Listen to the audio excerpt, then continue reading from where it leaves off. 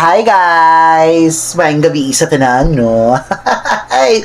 Nanapit na karon diri. I'm just making a video for tonight.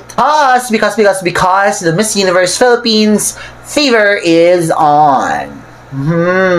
So one of their activities is actually the National Costume Competition, where each girl will compete wearing their, outfit, gikan sila mga probinsya, mga syudad, uban pang mga lugar sa kalibutan. We'll actually do a review and reaction video for their national costume competition. Start. So, let's go now and check their national costume. So, it's actually posted in Empire PH sa YouTube. I think it's just around 7 minutes. So, let's go, Miss Universe Philippines national costume. Okay. Up. No, it's autoplay. Okay. Wait, guys. So, I'm ready. I'm so excited. So, wala ko rin tanaw sa mga clips na i-post sa TikTok. Wala ko nag-open ka ng mga Facebook ayos sa pageant world because I want the, reaction na ko nga ma-capture sa camera. Charot, murag sa ka ko reaction, no? Sa ka-importante ang reaction. So, anyways, let's watch!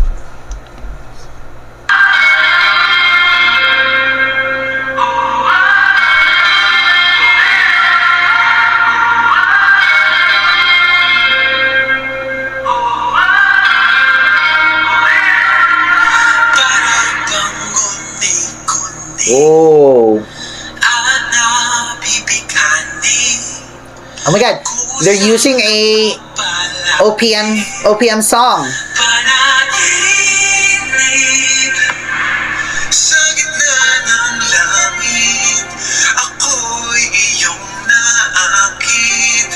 Wow.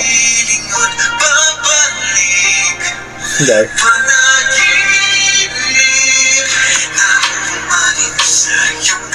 Nice song.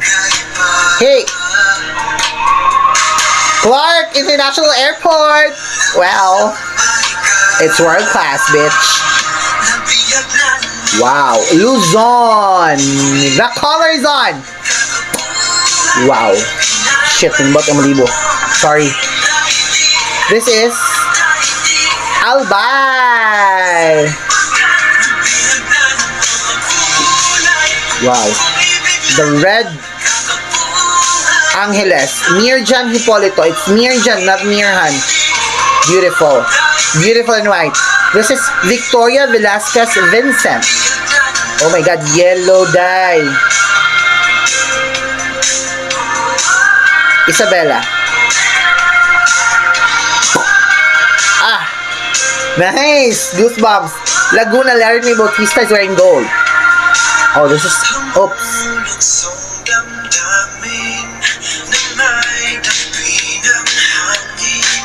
Oh, so simple kisses. Why? I'm expecting more from kisses. Masbate. Oh my goodness. Maureen knows how to play the game. Pangasinan. I love this. Romblon. National Capital Region. Makati, wow.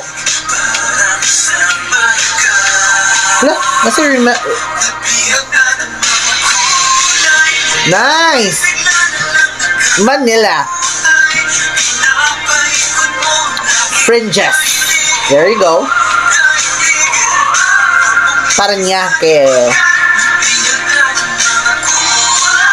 Oh, the eyes. Pasig. Oy, Pasabog. Hubo-hubo. But I don't like that. San Juan. Not my bad. Katrina Di Maranan.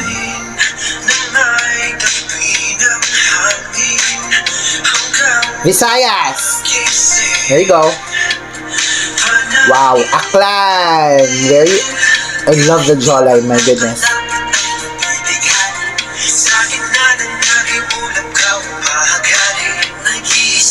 Nice, Cebu. Nice. Oops. Steffi Aberasturi.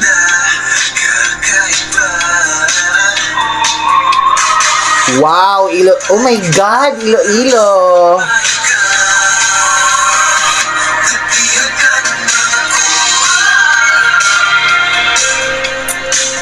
Negros Oriental. Mindanao.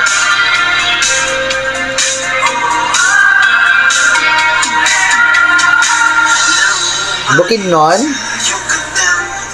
Oh my God, Cagayan de Oro.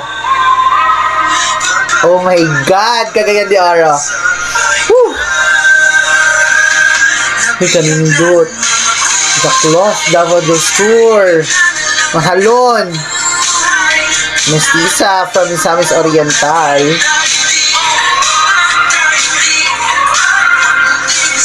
Siargao Island is in top 30. Davao Occidental was in Muslim places. Either.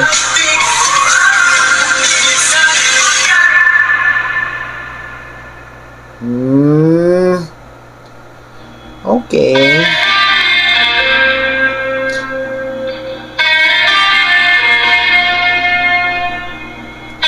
Okay.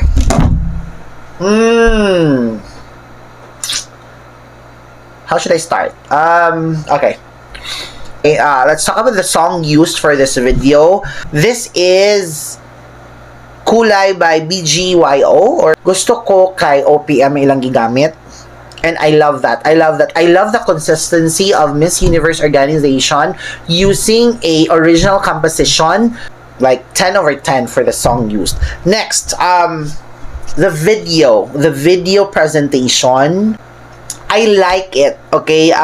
Reason why, I love the black and white intro before the main competition started. Like, the reason behind that is because para dili ta ma-overwhelm dayon diretso sa ka-colorful sa mga costumes and sa aesthetics nga itong makitaan sa ilang mga costumes. So that's a good idea. Whoever did or whoever nga ni-come up ana nga idea nga i-black and white sa nato una para na ay bomb factor pag-awa sa mga colors, you know. 10 over 10 for that. Okay? Go to the choreography may tawag. I don't know, I'm not an expert, guys, by the way, so this is just my opinion and my honest observation. Next is the movement of the girls. Nakulangan ko sa movement sa mga girls. It's too quick. The 6 minutes is too quick for a national costume competition. I want something unta nga, you know, they will do something like a little bit of walking. Let's judge them by the costume that they wore. So, wala kay criteria ani sa kong buhaton, but kung kinsa ang nitataksa ko up until the end or after I watch the video. So, the number one na nitataksa ko was Miss Cebu City. I mean, the colors, the texture, and then the effect na mahimo siyang costume kung mulihok siya. Di ba natin feathers nga maglihok-lihok kung na siya movement? That was superb. And I mean, that was really, really good. And I love it. Next, mga nitatak sa ako was, it was actually, di ba, wala ko kodigo, so I'm trying to remember the girls kanita tak ang costume. Number 2 is Iloilo. I love the, dinagyang inspired costume, but there's a twist this time. She made it, or they made it a little bit of national costume, good, nga tawagon, because we know dinagyang, so full of feathers, full of colors and everything. There was a touch of Filipina on that costume, because if you're gonna watch the video, as far as I remember for me, it looked like a dress in totality, pero naalang yun siya mga details o mga ingredients na ninagyan. Next, kanita tak sa ako was the costume of Miss Cagayan de Oro. Guys, I don't know if this is a bias, but for me, I'm a little bit familiar with the costumes that we have here in Northern Mindanao. And colors lang daan kung tanawon, the red, the yellow, and the white, and the black. It's very, what? It's very Northern Mindanao. And next, I also like the national costume of Miss, kung wala ko na sayop, it was Miss Makati who wore pink dress. Let me check.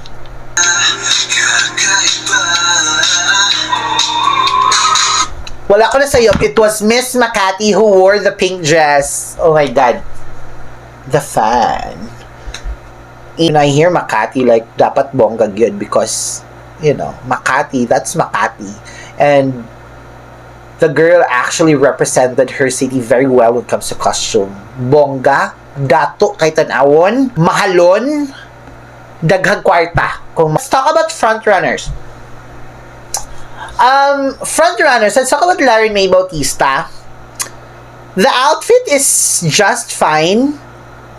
Not too big, not too dili siya sobra, dili siya kulang para siya. However, I don't like the gold this time. Siguro nasuman ako gold, guys.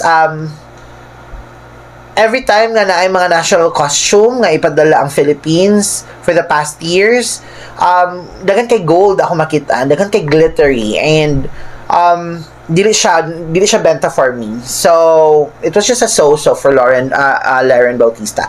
Next, let's talk about Maureen. Maureen's costume. It's fine. It's white, clean, very elegant. But ang nagdala gyud is siya costume. Dili si costume nagdala siya. And that's what I like with Maureen, because again, she's a model, and I think she knows how to play the camera. Kisses, for me, it was not very impressive. The effort was there, but let's say wala ko gatanaw ni Kisses as artista, gatanaw ko sa costume yung gisuot. It's fine, but I was expecting more for Kisses de la Vigne. Steffi Abirasturi,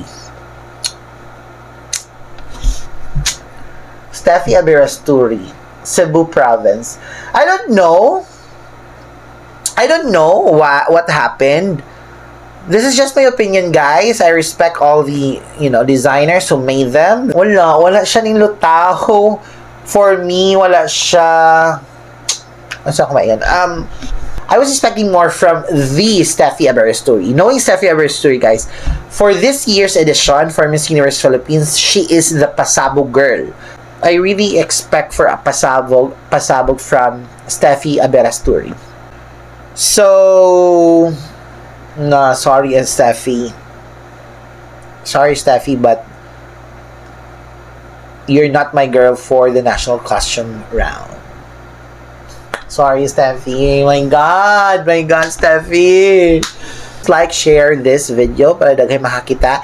And I have my YouTube channel. Please do please do subscribe my YouTube channel, the Von Omega channel. Sa tanan, mga wala pa subscribe, please subscribe. I love you all. Mwah!